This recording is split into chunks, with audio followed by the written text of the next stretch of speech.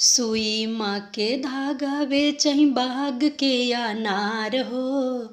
सुई माँ के धागा बेचहीं बाग के अनार हो। समधी आपन बाहिन बेचहीं सुल्तापुर बाजार हो। समधी आपन बाहिन बेचहीं सुल्तापुर बाजार हो। बेचत बेचत बेचत बेचत रात होई गई बाहिनी न बिचाई हो। बेचत बेचत रात होई गई बहिनी न बिचाई हो। हे बनिया तू ओइसे लई जा बहिनी मोर छिनार हो। हे बनिया तू ओइसे लई जा बहिनी मोर छिनार हो।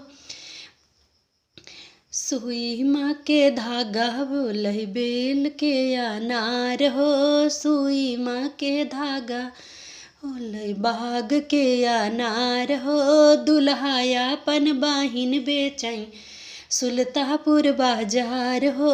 दुल्हे आपन दीदी बेचहीं सुल्तापुर बाजार हो। बेचत बेचत रात होई गह बहिनी न बिचाई हो। बेचत बेचत थकी गए नी बहिनी न बिचाई हो। हे बनिया तू बहिनी लैला बहिनी मोर छिनार हो। हे बनिया तू दीदी लई जा। हे बनिया तू ऐसे लई जा बहिनी मोर छिनार हो। सुई माँ के धागा बोलई बाग के अनार हो। सुई माँ के धागा बोलई बाग के अनार हो। समधी आपन बाहिन बेचहीं सुल्तापुर बाजार हो। अगुआ आपन बाहिन बेचहीं सुल्तापुर बाजार हो। बेचत बेचत थक गए नी बहिनी न बिचाई हो।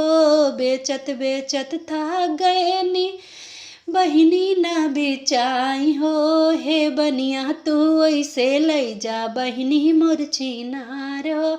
हे बनिया तू ऐसे लई जा बहिनी मोर छिनार हो।